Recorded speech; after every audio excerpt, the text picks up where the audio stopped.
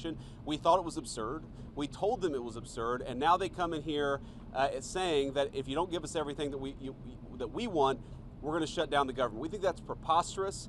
We think it's totally unacceptable, and we think the American people are going to suffer because these guys won't do the right thing. Now, I want to make one final point here.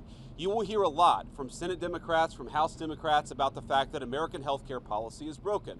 Well, we know that American health care policy is broken. We've been trying to fix it for the 8 months that we've been in office, but every single thing that they accuse about being broken about American health care is policy the Democrats have supported for the past decade. So if they want to talk about how to fix American health care policy, let's do it. The Speaker would love to do it. The Senate Majority Leader would love to do it. Let's work on it together, but let's do it in the context of an open government that's providing essential services to the American people. That's all that we're proposing to do, and the fact that they refuse to do that shows how unreasonable their position is. I think we're headed to a shutdown because the Democrats won't do the right thing. I hope they change their mind, but we're going to see. I'll let the Speaker say a few words.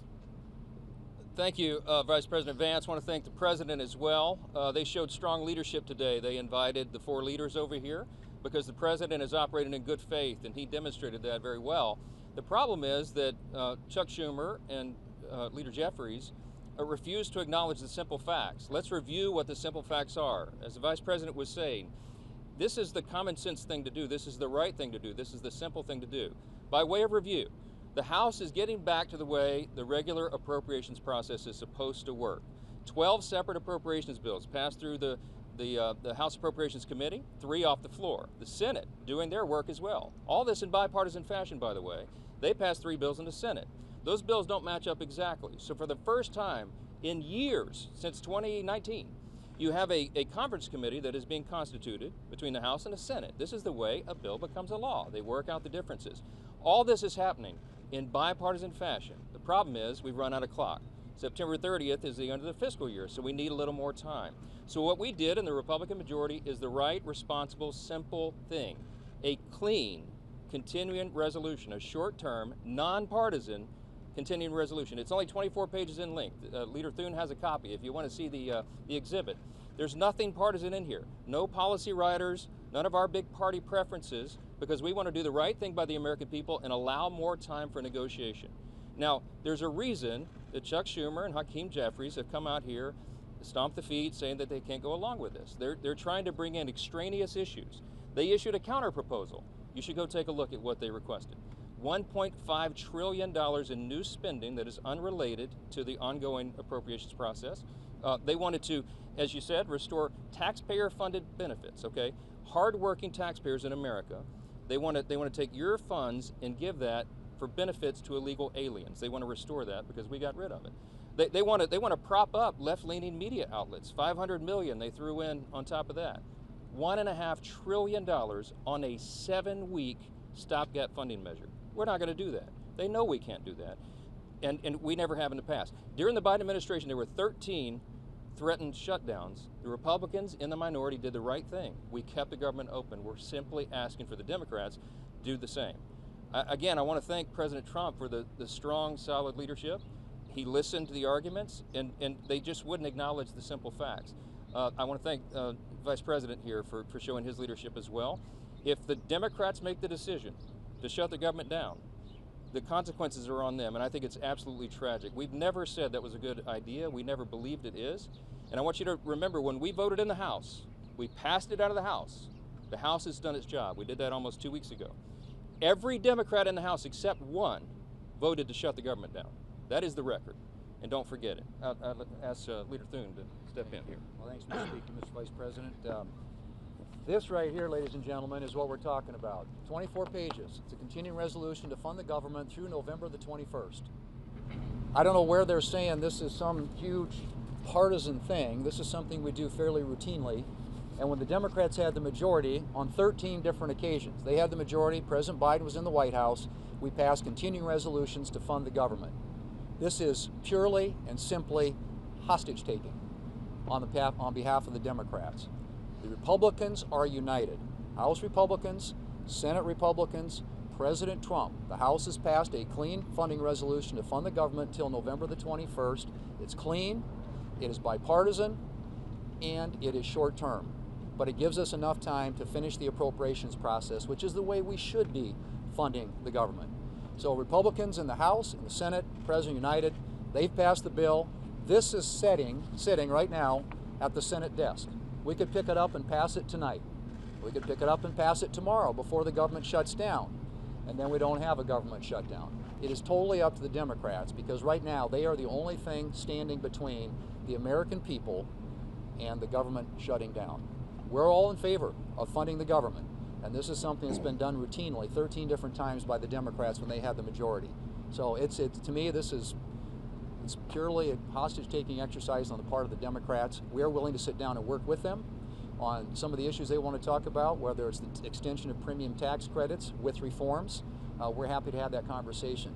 But as of right now, this is a hijacking of the American people, and it's the American people who are going to pay the price.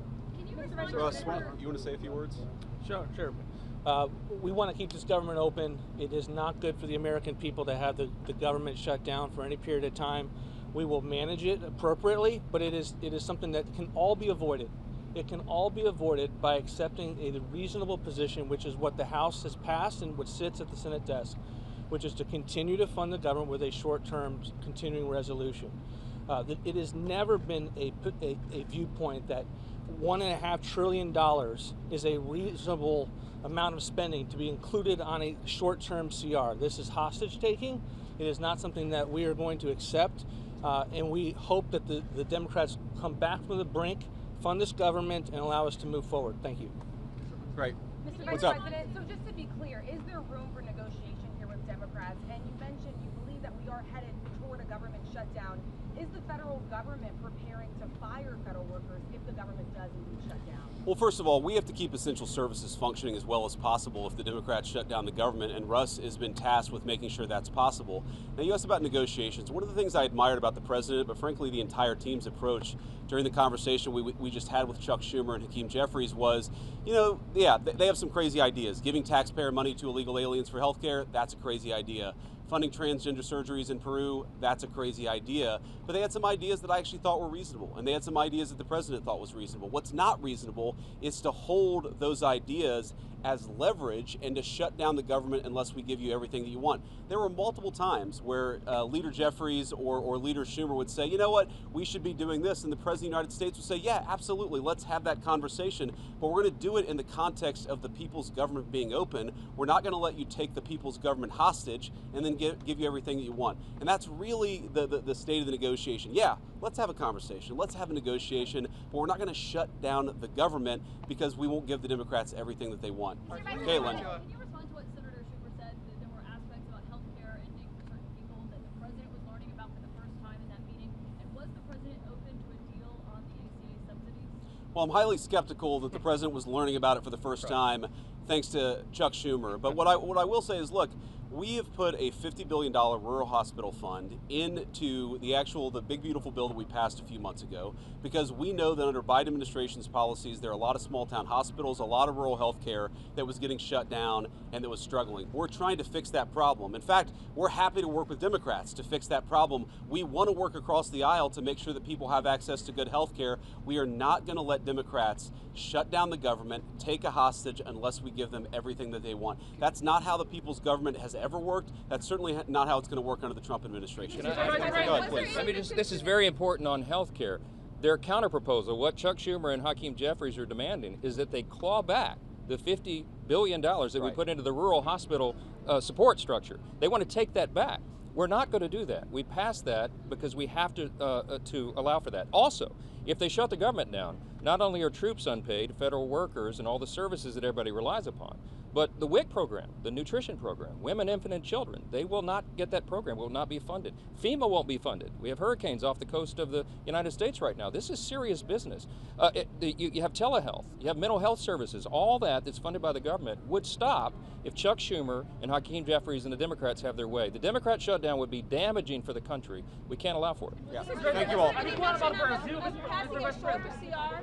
Was there any mention of passing a shorter CR?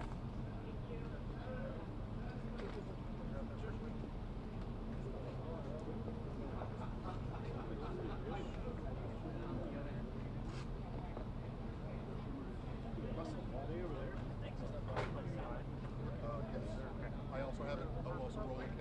Okay, I'll just make sure we have. DJ, never mind. Yeah, thanks. Sorry, I figured.